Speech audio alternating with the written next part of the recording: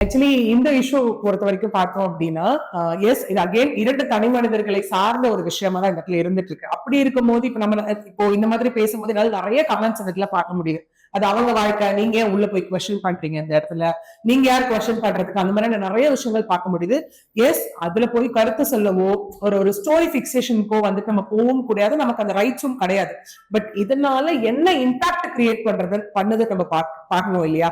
ஏன்னா இந்த இஷ்யூ பொறுத்த வரைக்குமே எங்கிட்டயே பேசும்போது நிறைய பேர் கேட்ட கேள்வி வந்துட்டு, இந்த கேஸ்னால இந்த பர்டிகுலர் பெட்டிஷன்னால விஜய் அவர்களுடைய அரசியல் பயணத்தில் ஏதாவது தாக்கம் ஏற்படுத்துமா அப்படிங்கிற ஒரு கேள்வி இருந்தது. சரி, அந்த ரீதியா பார்த்தோம் அப்படின்னா இது முழுக்க முழுக்க ஒரு சிவில் கேஸ் தான். ஓகே, ஒரு பர்சன் மேல ஒரு கிரிமினல் கேஸ் பெண்டிங்ல இருக்கு, இல்லைன்னா ஒரு கிரிமினல் கேஸ்ல அவங்க கன்விக்ட் ஆகுறாங்க அப்படின்னா அது ஒரு பெரிய இம்பாக்டை ஏற்படுத்தும். அதாவது ஒரு நாமினேஷன்ல ஆரம்பிச்சு அவங்க எலெக்ஷன்ல கண்டெஸ்ட் பண்ணி வின் பண்ற அதுக்கப்புறம் வர வரைக்கும் அது ஒரு பெரிய தாக்கத்தை ஏற்படுத்தும். பட் இது முழுக்க முழுக்க civil case. Again civil case அது ஒரு தாக்கத்தையே ஏற்படுத்தாது, அதோட இம்பாக்ட் எதுவுமே அரசியல் பயணத்துல இருக்க போறது இல்ல. பட் ஆஸ் அ பர்சன் வேல்யூன்ற ஒண்ணு இருக்கு இல்லையா, அதனை நோக்கிதான் இன்னைக்கு அவங்க கட்சியை சார்ந்த ஒரு விமனும் நேற்று வந்து ஒரு கொஸ்டின் பண்ணிருக்காங்க. தட்டும் மகளிர் தினத்துல வந்து அவர் பேசின சில விஷயங்களை வச்சு அவங்க வந்து அதுல கொஸ்டின் ரைஸ் பண்ணிருக்காங்க. ஆஸ் அ விமனா என்னால இது ஃபீல் பண்ண முடியுது அப்படிங்கிற மாதிரியான விஷயத்த வச்சுதான் அவங்க இந்த கேள்விகளை நோக்கி கேட்டிருக்காங்க இல்லையா.